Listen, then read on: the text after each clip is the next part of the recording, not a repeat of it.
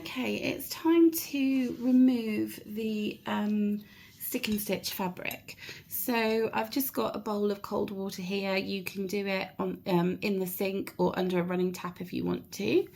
It doesn't have to be cold. It can be slightly warm just because you're going to be putting your fingers in it. So it doesn't need to be hot or anything like that. So I'm just going to undo our hoop.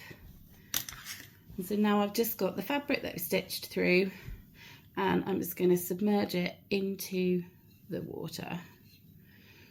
If you run this under the tap, what you will start to notice is, and you can just leave it like that, let it do its thing, you don't have to touch it, but I'm just going to show you that if you, can you see, it's hard to show on camera, but the fabric will start to dissolve. You just leave it in the water, under the water, and look, you can see some of the bits of fabric is starting to dissolve and come away. Like you can see the whole edge there.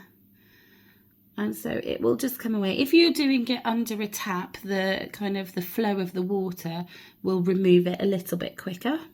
You can just give it a little bit of a shake. If you've got a paintbrush or a makeup brush, you can agitate it a little bit if you've got any bits that get stuck.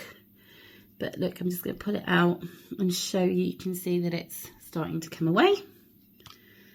So, and the water does get a little bit mucky with all the bits coming off. What you don't want to do is you don't want to rub it too much and disturb your stitches, because you want your stitches to stay as lovely and as beautiful and as flat as you've done them. So I'm not going to actually rub on the stitches themselves. You don't have to rub at all, you can just leave it. I'm just, for the purposes of the video, I'm showing you what happens. So I'm going to leave that until all of it has dissolved. And if there are any bits that are kind of stuck under the stitches, you could, as I say, use a paintbrush or a makeup brush just to rub them away. Or you could even use the end of your needle to just go along and get the little bits out that you don't want.